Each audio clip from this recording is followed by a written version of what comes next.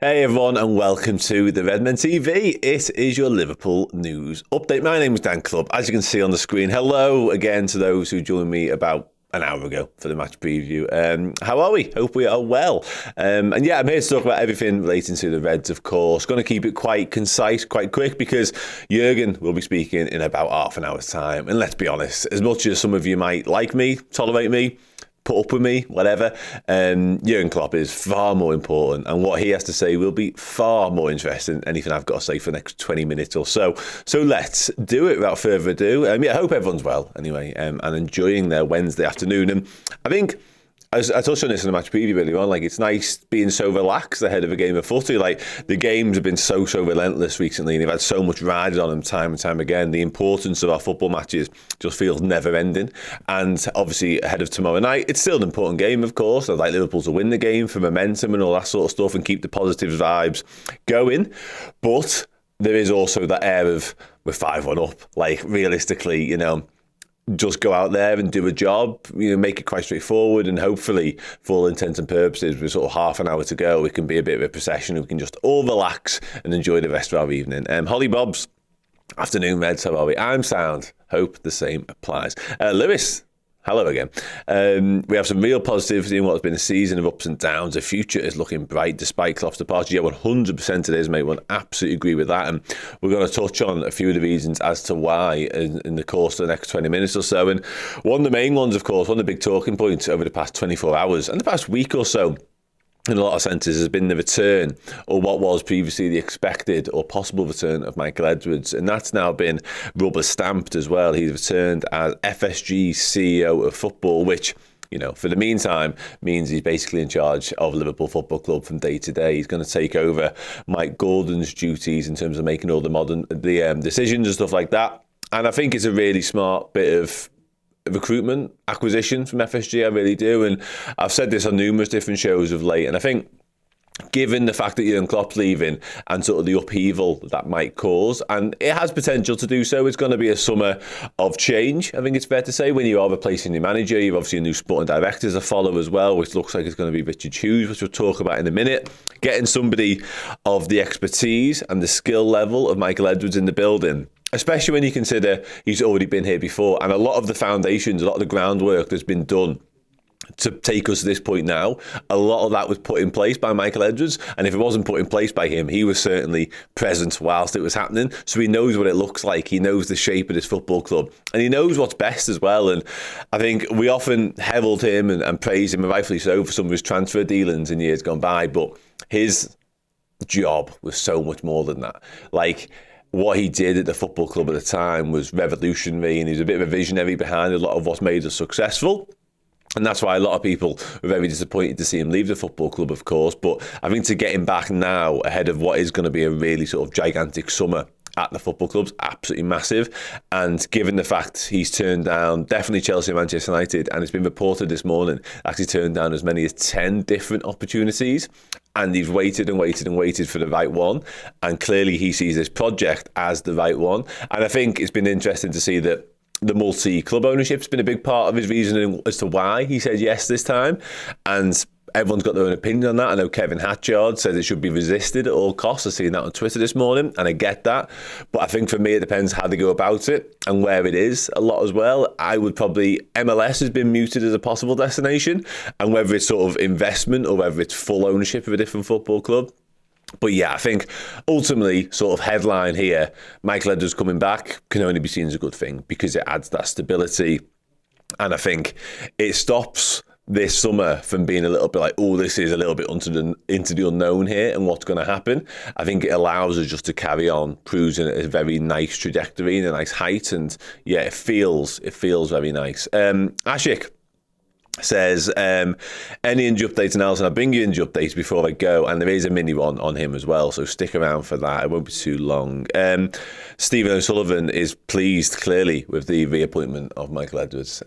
I echo some of that sentiment, not all of it. Mez asks, is Hughes actually any good, or is this nepotism? Made up we have Edwards, but not sure Hughes is good. I'm not sure it could be nepotism, but on Richard Hughes then, Michael Edwards does look almost certain to bring Richard Hughes with him. And I get where you're coming from because there is a pre-existing relationship there. They met during Hughes' playing days at Portsmouth, where Michael Edwards was working at the time. So there is something to that. But I think Richard Hughes has got a pretty good track record. I spoke to somebody from Bournemouth yesterday, actually, about him, and he was very effusive in his praise of the job done by Richard Hughes. And I think the main sort of takeaway from that conversation was, obviously, they got very good contacts. He's multilingual as well. And I think perhaps most importantly, he said that he's going to leave Bournemouth in a better place. And I think it's easy to sort of brush off Bournemouth and say, oh, whatever, it's Bournemouth, this is Liverpool. Like, he's going to be working at a completely different level. He's going to be operating at a completely different table and all that sort of stuff. But I do wonder whether there's something in, like I say, Bournemouth are looking at a new stadium, new training grounds. They've appointed a very sort of forward-thinking manager in Iraola. Some of their transfer dealings have been good. He's had a couple of missteps along the way as well. But I think if he can sort of take what he's learned at Bournemouth during his time there and bring that to Liverpool, where he's working at, he's got more financial power at his disposal. He's got more pulling power at his disposal. As soon as Liverpool enter any conversation in terms of transfer market, ears are going to get picked up, whether it be agents, players, managers, whatever. So I think a lot is in place now with the backing of Michael Edwards as well, because if Hughes does have any sort of failings or misgivings about this job, Michael Edwards will soon be able to tell him, no, this is how it works. And if Michael Edwards trusts him, I think we all need to trust him a little bit as well. So it's going to be fascinating, it really is. But I'm really positive. I think if we get Edwards in place, which obviously we have now, CEO of football, brilliant, Hughes to follow, the final piece of that particular puzzle for me is Xabi Alonso. And if we get those three done, delighted, absolutely delighted. Allard asked, which players did Hughes sign for Bournemouth? Quite a few, if I can't sort of go through them all. The show I did yesterday does cover a lot of them. Obviously, Dom Solanke is probably one of the biggest in that. Liverpool obviously sold Solanke, Brad Smith and Jordan Ibe to Bournemouth, but I think it was interesting how a lot of the transfers earlier on in Hughes' tenure were attributed to Eddie Howe as opposed to Hughes. And I think once Howe left, Hughes had a lot more say in what happened in the transfer market. And if you look and really break it down, I think the more recent transfers for Bournemouth have been a little bit more outside the box. They've delved into Europe a little bit more. They brought the likes of obviously Justin Kluivert in and stuff like that. So I think Bournemouth's more recent business has actually been more impressive than their older stuff. And if it is true that Hughes has had his fingerprints across a lot more of the more recent dealings, then that bodes well as well. So yeah, let's wait and see. Senesi and Neto also, yeah. And I think Aaron Ramsdale was one of the early ones. Alex Scott, yeah, they got him from Bristol City. So I think we've gonna be in safe hands, to be honest with you. With a combination working in tandem, as I say, that pre-existing relationship between Michael Edwards and Richard Hughes, I think it bodes pretty well. I do just want to touch back on Michael Edwards, if possible, because Chris Bascom's been speaking about it this morning. He did an article, and he basically said about it's been nothing sentimental in Michael Edwards' return. He isn't really a sentimental guy, is he? He doesn't do media and all that sort of stuff. And one of his great strengths is that he takes emotion out of decisions, and there was a slight concern that might mean we don't get Xabi Alonso, but for all intents and purposes it looks like he is very much on the Xabi Alonso Liverpool manager train as well, which is definitely good news. But it was interesting how Mike Gordon's involvement in this search was very much highlighted, and he tried to get Michael Edwards, or he'd been headhunting for that position for around about a year, and until the penny dropped, he thought the best way to get him is to quite literally offer him my job. So Mike Gordon stepped aside in order for Michael Edwards to come in. So really interesting stuff. And FSG, not Liverpool, have moved heaven and earth to get Michael Edwards back in the building. They're basically giving him the keys to the whole kingdom of Anfield, and I like it. I honestly, I really like it. And I'll say it again. I was not pessimistic, but a little bit concerned, because obviously at the minute, things are going so well on the pitch, and the quadruple is obviously the main focus in the Premier League and the Europa League and all that sort of stuff. That is massively important. But the backdrop to all of that was, for a long time, we're only a few weeks, couple of months away from having no sporting director, no manager, etc. But now all of a sudden, it looks like ducks are getting into a row a little bit. Kumar asked, any rumours about the multi-club venture FSG? No rumours necessarily. I touched on it earlier. There is talk that they do want to be investing in different football clubs. I think it'd be more akin to the way Brighton do it. as opposed to the way like a Man City do it potentially. I don't think it's going to be a group necessarily. It might be a bit of investment or indeed ownership of another club. I think Portugal feels like a nice destination for that. But also, I know you've looked at a club in Spain in the past, and the MLS would also make a lot of sense, given the fact we're talking about FSG. So who knows on that one. Estam, I'm well, mate. Hope you are as well. Yeah, I've seen people mention the South American team as well, actually, funnily enough. Allard mentions, I think, a club in Portugal. Our transfer policy of not exclusively, but definitely having a good old look at Portuguese teams and indeed buying from Portugal would make a lot of sense, because I know, and this is kind of what LFC fan here is saying as well, I know a lot of what's been sort of mentioned around the multi-club thing isn't the fact they're going to just buy another club and that will exist. It is going to essentially act as a bit of a feeder club to Liverpool, which I think is...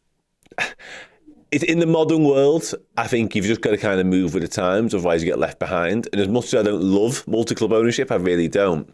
When you see our main competitor for sort of unrivaled glory in Manchester City doing it, yeah, do you have to keep up with the Joneses a little bit, potentially? Yeah, I don't know, it's tough. And this is another good shout as well, by the way. And you know what, as is this, JD? Those two in tandem, those two comments I've just put up, make so much sense, because how often do you see the best South American players moving to Portugal, Darwin Núñez, Luis Diaz, and so on and so on. And then Liverpool, or insert another club's name here, end up buying them from that said Portuguese side for 3, 4, 5, 6, 7, 8, 9, 10 times the amount of money that the Portuguese club spent on them. So I think either way, that would make a lot of sense. Yeah. Sound. Kirkes was a good signing as well. And like I say, Richie Hughes has done some very smart business. There has been probably a couple of missteps along the way. And just on my conversation yesterday again, I did ask about Gary O'Neill and sort of the firing of him, which Richie Hughes was very much central to, which I thought was interesting, because it felt from the outside looking in that was a little bit knee-jerky, a little bit harsh in a lot of ways, if I'm being honest, especially when you consider what Gary O'Neill's now doing at Wolves. But the club had a different direction he wanted to move in. It was more based on sort of brand of football and style of play. And yeah, and it's working. So you can't really argue with it. As much as Gary O'Neill, I think, is a really impressive young manager, Bournemouth, under American ownership as well, actually, have got a way that they want to go about it. And O'Neill wasn't necessarily ticking their boxes, whereas Iraola does. So yeah, it wasn't a great look from a Bournemouth perspective, and it's not a great look therefore from Richie Hughes. However, when you consider the guy that got into the job and the way they're going about their business this year in the Premier League, then yeah, I don't think it's too easy to argue with. King Mo says, Brazil has to be the optimal location for a club in South America. Imagine who we could get on the cheap. Oh my, yeah, I think absolutely, yeah. Kumar asked, do you think we will go for another DM this summer? I would love to see Martin Zubimendi. There have been a lot of links with Alan Varea. I'm not going to spend time talking about transfers today because there's quite a lot to go with as well.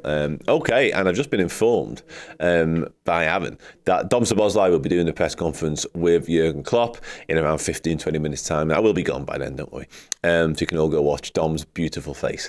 But that might be an inclination, a nod towards him starting the game as well, potentially, which I think makes sense. I think he could do with a start. We just spent 40 minutes talking about this on the match preview, so I won't go into too much detail about it now. We did a lot of conversation about potential 11s and stuff like that. We're a bit sure-handed, certainly in the centre-back department. But I think someone like Szoboszlai could do with a good chunk of minutes, and I think Cody Gakpo as well could do with a good chunk of minutes, not just in terms of his fitness and stuff like that, and rhythm, but in terms of his confidence. He feels like he could do with a goal or two. He's not, and I love him, but he's not enjoying his best moment right now. Essam, nothing happened with Andre. He stayed in Brazil.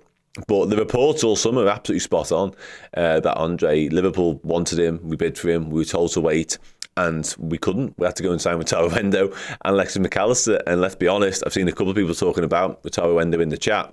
We are absolutely delighted with Wataru Endo. Stephen Brooks asked, who's your outside shout for next gaffer? I don't know how outside this shout is, but Julian Nagelsmann would be mine. Somebody messaged me yesterday saying Marco Rosa should be the guy. I'm not sure about that. Nagelsmann would probably be my outside shout. If you class Amorim and Xabi Alonso as the inside shouts, I think Jurgen Nagelsmann would be the one who I would not be shocked whatsoever. If we couldn't get Alonso and we couldn't get Amorim for whatever reason, that wouldn't surprise me at all. Hi, Ethiopia. Wow, we get listeners from all over the world, and viewers indeed. Hope you're well. Pranav asked, without Trent and Virgil, who is our captain then? It depends on sort of how long they've been at the club. That tends to be the way we go. Longest serving player often gets it, and obviously the leadership group is also a factor in that. Robbo's done it recently. Joe Gomez has done it a couple of times as well. So it all depends on who starts and stuff like that, mate. So we'll have to wait and see. King Mo, Zabi's making a mockery of the Bundesliga, unbeaten in all competitions still. It's crazy. Yeah, it absolutely is crazy, mate. Yeah, and I think that nearly came to an end last week in the Europa League. They were 2-0 down to Karabag and turned it round to 2-0, of course. Asked, do you think we needed the... somebody else asked me that a moment ago and I got sidetracked, apologies. If Pacetic and Morton's shadow behind Endo, I'm not sure about Tyler Morton's future at Liverpool Football Club. Sounds really harsh. He's had a really good year on loan at Hull. He absolutely is. But it is harsh and it isn't harsh. So let me go into a little bit more detail about that. When you factor in, obviously, how good Tyler Endo's been, he looks like he's got time left in his Liverpool career, which sounds crazy. But we only signed him last summer, of course, but he is 30. But he doesn't look like we need to be sort of... When everyone thought he might be a stopgap, that's not the case, is it? Let's be honest. He's far more than that. So you're not necessarily trying to push him at the door anytime soon. You mentioned Stefan Pacetic. He's obviously very much part of the future of Liverpool Football Club. Tyler Morton, McAllister plays there a little bit as well. I do wonder whether we'll enter the market at some point. And possibly Kuma. Listen, again, Tyler Morton's had a really, really impressive year out on loan. There's no two ways about that. I will bring the injury update in a minute. I'm seeing people ask. I want to check something before I do, though, just dead quick. 21, Tyler Morton now. I don't know, man. I don't know. And again, he played before. I watched him firsthand when we played Porto in that dead rubber Champions League game in the group stage a couple of years ago. And he's impressive. You know, he handles himself well. There's no doubt about it. He's a player. When you get to 21, 22 and you've not really made that breakthrough yet, I just wonder, is it going to happen? Like Harvey Elliott's made it, Curtis Jones likewise. They've all established themselves as first-team players now in this Liverpool side. Tyler Morton, I don't know. This is a massive summer for him, let's put it that way, because I don't know if there's another loan move in that. All these players get to a point in their Liverpool career. Leighton Clarkson was last summer, Harry Wilson at some point. They get to their point whereby you can't just keep going out on loan. You've either got to be a Liverpool player or not. Although if you spoke to Nat Phillips, that's a different story altogether. And yeah, Kumo again, and again, the Champions League campaign where he did feature a hell of a lot, because obviously we had Fabinho and Henderson playing centre-half at times as well. He's played some football and I like him a lot, but I just don't know whether it's going to happen necessarily. Genevieve asks, hey Dan, hello from Singapore. Hello. You reckon Keller will be in goal versus Sparta, or you reckon Adrian could be? Fabian Rosek is a youngster who could be involved as well. I personally would be Kelleher, but I also fully get the argument for giving him the night off, because again, we're 5-1 up. Like, for all intents and purposes, this tie is done. And I very much imagine Sparta might have a go for a bit. I mentioned on the preview show earlier, they got beat 4-0 the weekend, Sparta, so their quest to win their own domestic league is a little bit on the rocks as well. So maybe their focus and their eyes are on their own problems back at home. So I do wonder. But yeah, I'd still be tempted to be Kelleher, because he's obviously enjoying an incredible moment right now and he's playing really, really well in terms of rhythm, momentum, all that sort of stuff. And ultimately, you know, I'm not saying we lose the game if Adrian starts, but I think we'll see a slightly stronger team than anticipated, and a team that is still good enough to win this game of football, because you want to keep winning games of football. And I think the magnitude of the FA Cup game on the weekend also plays a part in this. So I think it will be mixed. It'll be a mixture of youngsters, a little bit of experience, and people that need minutes. But I think Keller falls into the category of starters tomorrow. Gomes, how are you doing, mate? Okay. Big Dan, nice one. That's cool. Yeah, you jump back. Yeah, Morton can play. Absolutely can play. Absolutely. MK says, don't start too weak, in my opinion. He did have massive chances. And speaking of Kelleher, he had to be his best at times, and he could have been at 8-7 that game. It was utterly mental. Score as many goals as possible before the big boys come on. Yeah, okay, sound.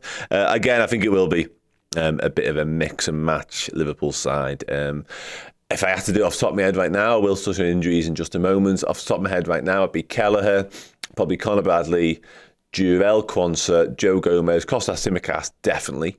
A midfield three on McConnell, Clark, Szoboszlai, and that thought process is kind of enhanced by Szoboszlai doing the presser in 10 minutes.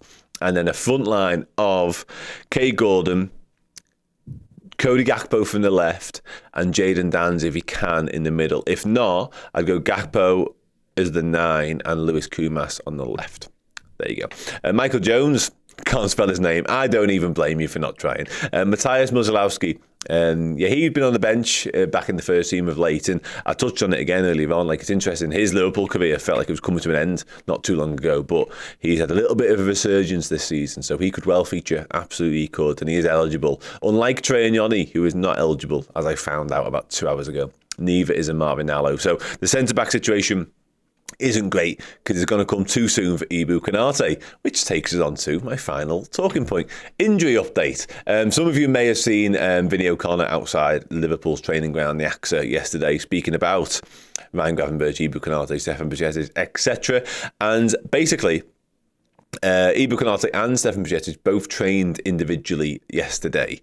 Now, they will likely not be ready for this game. Stefan Bajcetic is still quite a long way away from team training. Ibu Konate, on the other hand, has a chance to be involved on Sunday at Manchester United, which could come into the thinking for the Sparta Prague game, of course. But in terms of injuries more generally, having those two back out there is obviously positive. Ryan Gravenberch was also out there, but never got involved in any training. But I don't think he's too far away.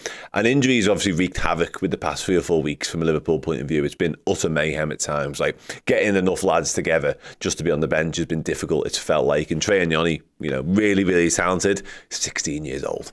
He's been on a few too many benches, really, from Liverpool's point of view. So, yeah, it's been a struggle. We've got through it, and we've got through it with flying colours, I think it's fair to say as well. But on the injury front in general, I will touch on it now. David Lynch, friend of the show, yesterday said that Ryan Gravenberch will be back after the international break at the very latest, which kind of is a nod towards him potentially being involved on Sunday in the squad, maybe.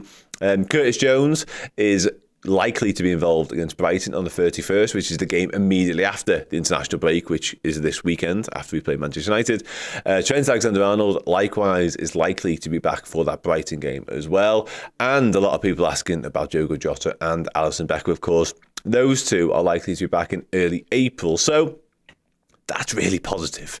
Like, really, really positive. And again, we've been on short supply of good injury news and fitness news recently. So take it while we can.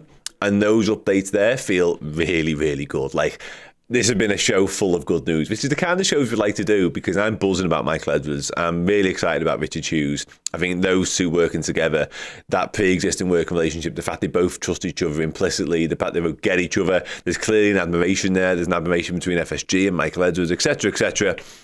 And then we get good injury news as well. It's just good days, everyone. It's good days. I've got a little bit more to do before I go. One bit of admin that I need to do as well before I leave you. Before I do, let's pop into the chat and see how it's going on.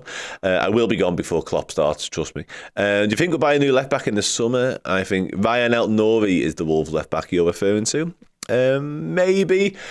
I think next time we sign a defender, I think it'll be a centre-back, because I don't think Joel Matip will be playing football for Liverpool next season. He might still be at the club, because there's a chance, I think Mo Salah posted a picture of him on Instagram doing his rehab. There's a chance we'll let him oversee his rehab at Liverpool, which is absolutely the right thing to do, by the way. But I don't know how much we see of him in terms of playing next year. So I think a centre-back's a priority. As good as Joel Quanto has been, we're seeing right now, really, the problem is when you are a centre-back down in Konate, all of a sudden, especially when Joe Gomez has been so versatile and used in so many different positions, you become on the bare bones very, very quickly. So I think we need a new centre-half. And I do still wonder whether that centre-half will be a left-footed one who can play at left-back and left-sided centre-back as well, which would negate the need for a left-back, which, of course, is your question. And someone like Pierre Nketiah, who's at Bayer Leverkusen, ticks those boxes and plays for Xabi Alonso right now. Proper LFC, do you see Mo and Virgil van Dijk signing a 2-year contract extension? I see them signing extensions.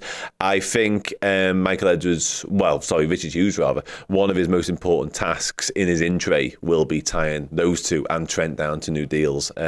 Mo, I've said numerous times on this show, I'm not even entering that conversation right now about Mo Salah's future. Van Dijk, I think, stays most certainly. I think he should be picked for the international team, by the way.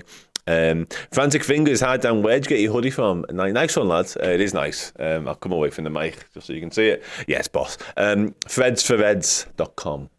Check this out and all the stuff there. It's honestly, it's heavy stuff. Like, we at Redmen Merch do good stuff, of course we do, but chef's kiss. King's Comics says Bajcetic feels like he'll never be fit again. I'm sure he will, and I'm excited for it. Yeah, Varela. I did very loosely touch on this before. I do still think there is room for another DM, maybe in our squad, and a lot of that might depend on Stefan Bajcetic and just how much we trust his fitness. I think on Bajcetic, he probably needs like a full pre-season under his belt before we can even consider him again, I would say. I don't think we're going to see much of him between now and the end of the season at all. And again, if we can rely on him next year, we probably don't need to enter the market for a DM. But I have seen us linked quite heavily with Varela, who's at Porto, and I agree. I think they looked really good last night. Cricket question, as always, is a customary cricket question whilst I'm on the show. Yeah, he is the absolute GOAT, 100%. My non-footballing idol, Jimmy Anderson. I think he should. I think I've already addressed that one, but he definitely should. Total Red, is there potential that Edwards being such a massive presence in what we do as a club conflicts how much power some... I don't think Alonso want that much power. I've had loads of conversations about Xabi Alonso with various different people who know the job he's doing far better than I do. And he is very much like similar to Jurgen Klopp in a way, certainly the early Jurgen Klopp, about it all being about the collective and far greater than some of its parts. And it's not all about Jurgen Klopp's success. And I think Xabi Alonso's likewise. It's not all about me. He doesn't want to be centre of attention. As long as things are moving in the right direction, he's more than happy to sort of share the love around. And I think Michael Edwards, Richard Hughes would fall into that as well. So I don't think there is a conflict of interest or a power struggle necessarily there at the top. So I see it working really well, personally. But again, the eternal optimist in me, quite possibly. And this, by the way, is a really good point as well. We are, and the Premier League in general is heading more and more towards the European way of doing things. But yes, Bayern Munich are probably the case in point for that. And I know they have their own problems, but that might be more about personnel. But they have director, sort of sporting director, manager. We are heading down that route, and I don't mind it, especially when you're getting the right people in place. That's the most important thing. The best in class, the gold standard, people you can trust, people who aren't going to rock the boat. That's the most important element of all of this.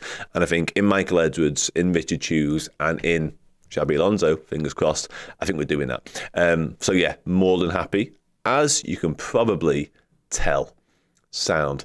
I will wrap up, but before I do, I've got to do a competition. I can't forget. We hosted a competition, Football's Finest, on our Instagram, and we've had loads of entries. So I need to press this wheel here and get a name. So let me do that, and then I'll leave you all. I won't do the drum roll on my own. It's just sad. Let's just see what name it lands on. It lands on one. Magnus V. Fawnson. Well done, my mate. Congratulations. I will be in touch with you very, very soon. Wonderful. That's everything. And look at that, bang on 1 o'clock. I'll quickly run through the news very, very quickly because people are still asking about injuries. Michael Edwards is back. Boss, I did talk about more stuff other than that. But yeah, good news. I think Mike Gordon stepping aside to give him the job is really interesting as well. But it just shows you how desperate FSG were to get him back in. They've moved heaven and earth, and they've basically given him the keys to the entire football club and said, kind of do what you want, my mate, which is fine by me. Richard Hughes to follow, pre-existing relationship with Michael Edwards. I did a show about Richard Hughes yesterday, and it was all positive. That's all you need to know. And injury news, better, much better. Players coming back. Canate looking potentially ready for the weekend. Alisson and Jota early April. Curtis and Trent maybe straight after international break. Good news. Thank you very much for getting involved as ever. It's much appreciated. Jurgen Klopp, Dom Szoboszlai about to speak. Go watch them and not me. See you later. Thank you so very, very much for checking out the video. If you enjoyed it, drop a like. The season is now well underway. If you need extra Redmen content, be it podcast, videos, documentaries, interviews, and general shows, fill your boots on redmenplus.com today.